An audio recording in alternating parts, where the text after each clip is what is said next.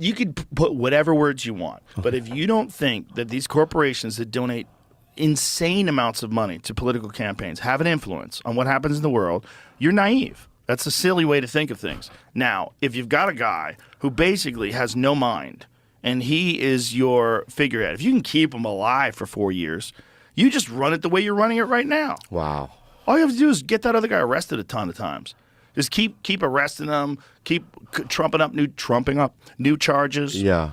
Put him out there in the fucking news every day, terrible things he's done, and he's an authoritarian, he's going to lock all the gays up. If you just say that enough, the people that are uninformed and aren't paying attention, they're going to listen. And then if you have mail-in ballots and if you have a voter machine shenanigans, if you can fucking sway things one way or another, then you stay in power.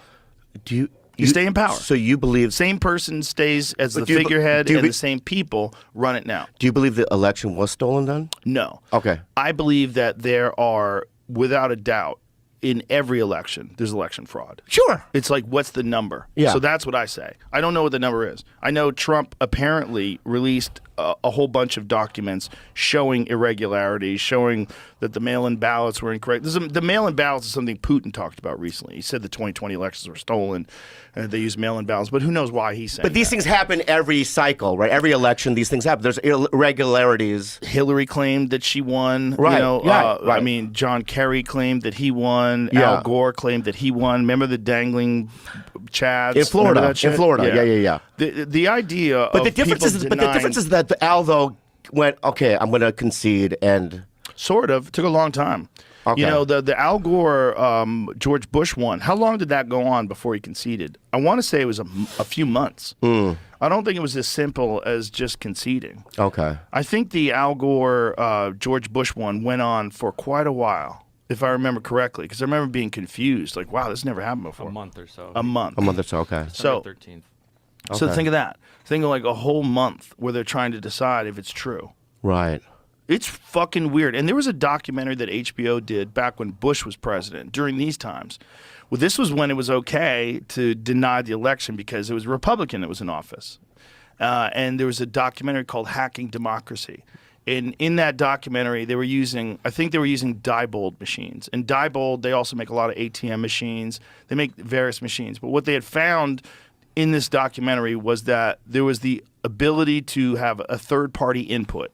So first-party input is you're the voter. Second party is me, I collect the vote. Third-party input was also there. And so they used that on the documentary to change the vote. So they used it to change the numbers. Wow. And they showed that they can do it. Wow. I'll send you something, Jamie. I don't know if this is true, but someone said that someone had just done this recently. Here, I'll send you this because this is just something that someone tweeted. I don't know if it's true, but I wanted to send it to Jamie so Jamie could research it. But what this says is that in federal court in Atlanta, Georgia, computer scientist and engineering professor J. Alex Halderman was able to hack a Dominion voting tabulator in front of U.S. District Judge Amy Totenberg using only a pen to change the vote totals. That happened this time. Supposedly. Wow. Now, this is a tweet from just a couple of days ago. Wow. Oh, it was a tweet from when was it?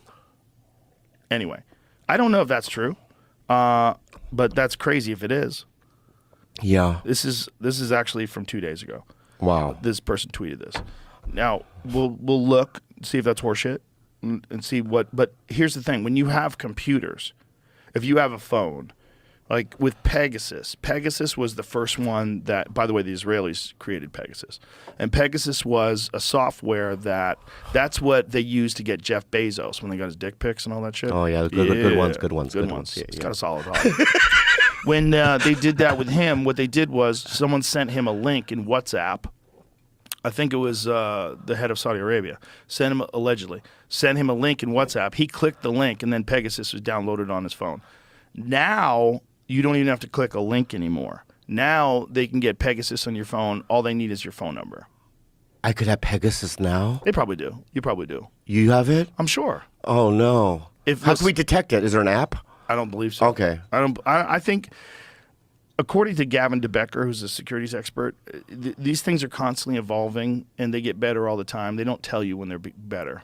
Yeah. They just have better technology. Yeah. But he's aware of Pegasus 2. And he said with Pegasus 2, all they need is your phone number. Yeah. But, hey. But Joe, can I ask you something? Mm-hmm. What? Can't you just shut it off and not? I mean, there's so many people in this country just walk around and they just don't. All these things that we're talking about right now, they don't think about it. They just live their lives. Don't you think that that's a happier life or no? It depends on whether or not your voice actually matters.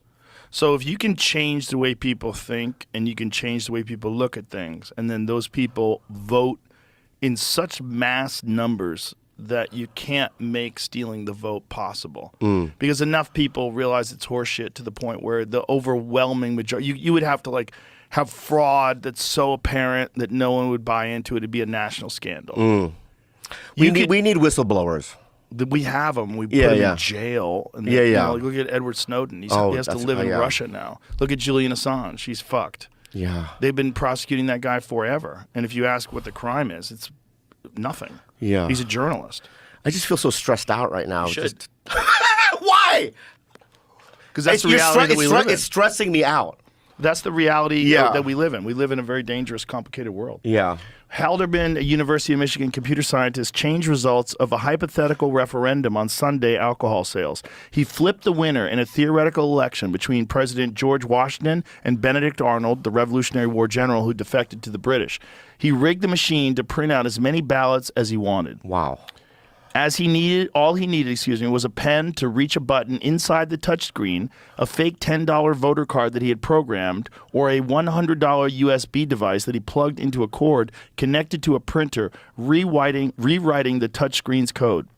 Haldeman delivered his presentation during an election security trial evaluating whether Georgia's voting system is vulnerable to manipulation or programming errors. All in-person voters in Georgia make their choices on touchscreens that print out paper ballots. Now, I believe Georgia was supposed to update their machines, and then there was a talk of when they were going to do it. And I think it's also you have to take into consideration, other than just corruption, it might also be a budget issue. The headline says election officials say these vulnerabilities are merely speculative. Oh, merely speculative. It's safe and effective.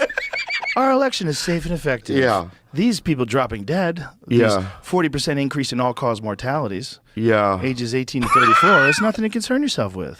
That's normal. Yeah.